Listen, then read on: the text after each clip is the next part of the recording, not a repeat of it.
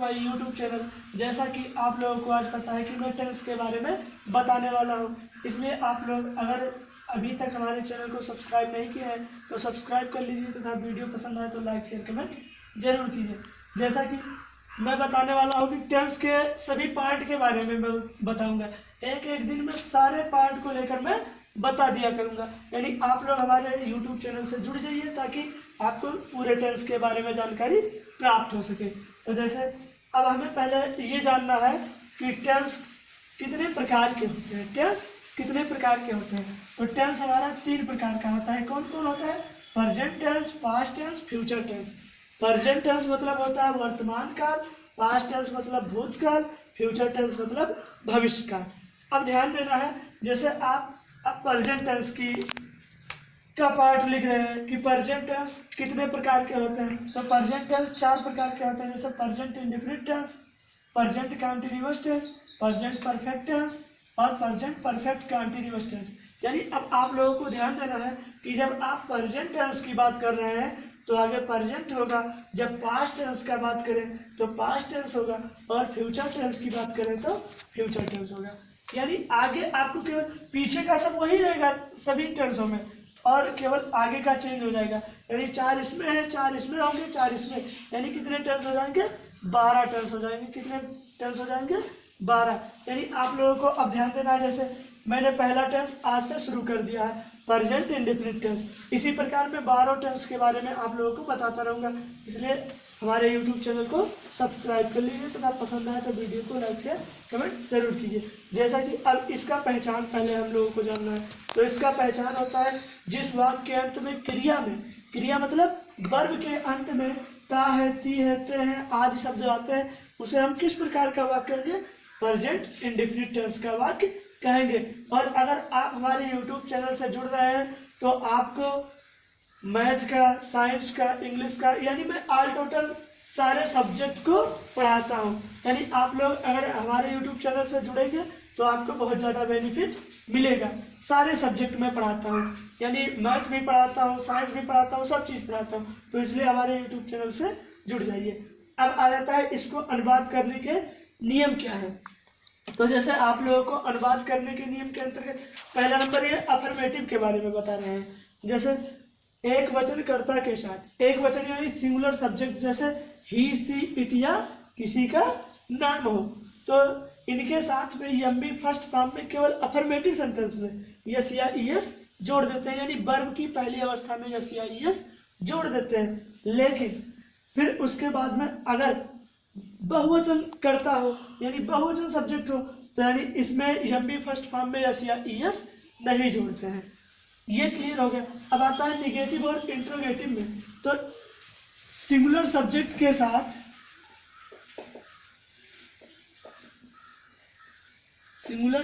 के साथ निगेटिव और इंट्रोगेटिव में डज का प्रयोग किया जाता है और प्लूरल सब्जेक्ट के साथ डू का प्रयोग किया जाता है। यानी आप लोगों को निगेटिव और इंट्रोगेटिव में ध्यान देना है कि सिंगुलर सब्जेक्ट के साथ डज का प्रयोग किया जाता है और प्लूरल सब्जेक्ट के साथ डू का प्रयोग किया जाता है। यानी अब निगेटिव और इंट्रोगेटिव में यही याद रखना है। और अगर इंट्रोगेटिव की बात कर रहे हैं, अगर इंट्रोगेटिव सेंटेंस में हिंदी के वाक्य में प्रश्नवाचक शब्द पहले हो, वाक्य में पहले हो तो उसे नहीं लिखा जाता है, और अगर बीच में हो तो उसे सबसे पहले लिखा जाता है, यानी सहायक क्रिया से भी पहले लिखा जाता है। अब आप लोग पूछोगे प्रश्नवाचक शब्द कौन कौन से हैं? तो जैसे जो शब्द तुमसे प्रश्न पूछे, जैसे क्या, क्यों, कब, कैसे, कहाँ, यही सब प्रश्नवाचक शब्द हैं। तो अगर हिंदी के वाक्य में पहले हो तो इन्हें नहीं लिखा जाता है, इनकी इंग्लिश नहीं लिखते हैं, और अगर बीच में हो तो इसे सबसे पहले लिखते हैं।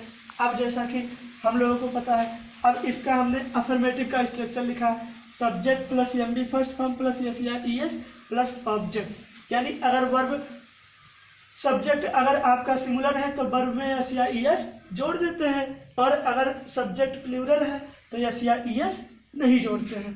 तो जैसे वह बाजार जाता है, अब इसको पहचानना है कि ये प्रेजेंट इंडेफिनिट टेंस का है कि नहीं। तो ता है आया इसके पीछे की नहीं, यानी ये हमारा किस टेंस का है? प्रेजेंट इंडेफिनिट टेंस का। अब इसका स्ट्रक्चर है पहले सब्जेक्ट, सब्जेक्ट उसे बोलते हैं जो वाक्य में कार्य को करता हो, जो काम को कर रहा है। तो जैसे वह है, तो यहाँ पे सब्जेक्ट हमारा क्या है, वह, यानी ही हो जाएगा।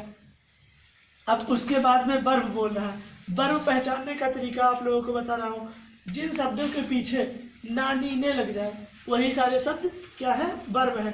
जैसे यहाँ पे जाता बोल रहा है, जाता को आप लोग जाना बोल सकते हो कि नहीं बोल सकते हो, जाना, जाना यानी जाता का ही तो बात कर रहा है। और जाना के पीछे क्या लगा, ना लगा कि नहीं लगा, यानी जाना का इंग्लिश क्या लिखेंगे हम, गो लिख देंगे। फिर देखो ये इसमें यस या ईएस जोड़ना है, यानी अब ही आपका क्या है, सिंगुलर सब्जेक्ट है या प्लूरल सब्जेक्ट है। तो ही आपका क्या है, सिंगुलर सब्जेक्ट मैंने बताया था ना, तो इसमें यस या ईएस जोड़ देते हैं। तो इसमें ईएस जोड़ देंगे तो क्या हो जाएगा, ही गोज हो जाएगा। ठीक समझ में आया। अब उसी प्रकार आया था हमारा निगेटिव सेंटेंस।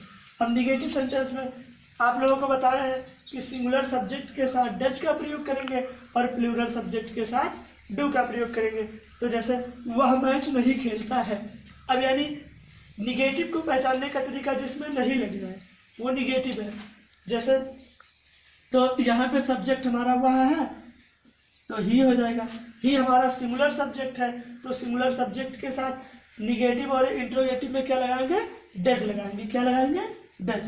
तो ही डज। फिर उसके बाद में क्या लगाना है, नॉट, नॉट हो गया। फिर वर्ब बोल रहा है, वर्ब की पहली अवस्था यानी खेलता। खेलता क्या मतलब क्या हुआ, खेलता का मतलब हुआ यानी खेलने के बारे में बात कर रहा है। तो खेलता का इंग्लिश क्या लिखेंगे हम, प्ले,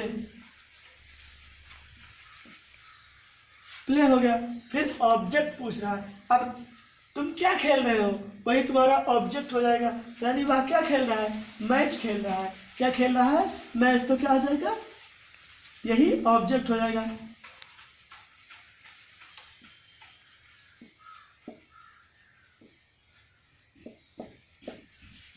ये हो गया हमारा निगेटिव सेंटेंस। अब आ जाता है हमारा इंट्रोगेटिव सेंटेंस के अंतर्गत हमारा ये हो गया कि प्रश्नवाचक वाक्य, यानी प्रश्न पूछने वाले वाक्य।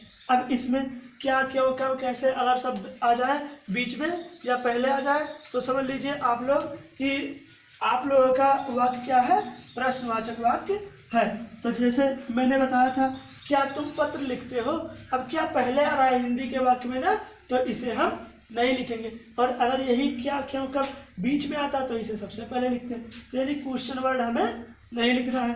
अब डू या डज लगाना है, तो यानी अब सब्जेक्ट के अनुसार ही डू या डज हम लगाएंगे।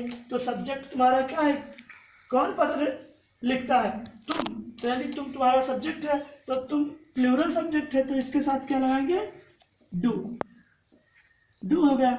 फिर उसके बाद में सब्जेक्ट हमें लिखना है, तो सब्जेक्ट तुम्हारा क्या है, तुम, तो यू हो जाएगा। फिर बोल रहा है नॉट, अगर इसमें निगेटिव इंट्रोगेटिव प्लस निगेटिव हो जाए, यानी प्रश्न भी पूछे और नहीं भी बोल दे, तब इसमें नॉट लगा देंगे। और अगर नहीं बोल रहा है तो नॉट नहीं लगाएंगे।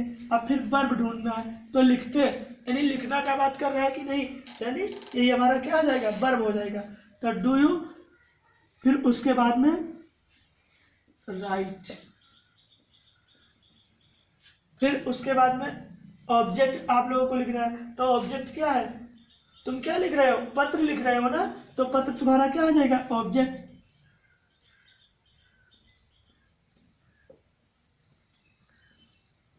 क्वेश्चन मार्क चिन्ह लगा दो, बस यही हमारा पहला टेंस खत्म हो चुका है। अब अगला टेंस आपको कल मिल जाएगा। अगर हमारे YouTube चैनल पर आप नए हैं तो वीडियो को लाइक, शेयर, कमेंट कर दीजिए। और जितने लोग जुड़े हैं हमारे YouTube चैनल से उनको धन्यवाद। और इसी प्रकार मैं सभी टेंस के बारे में आप लोगों को बताता रहूँगा। इसलिए अगर वीडियो पसंद आया हो तो लाइक, शेयर, कमेंट जरूर कीजिए और चैनल को सब्सक्राइब कर लीजिए। इन्हीं शब्दों के साथ जय हिंद।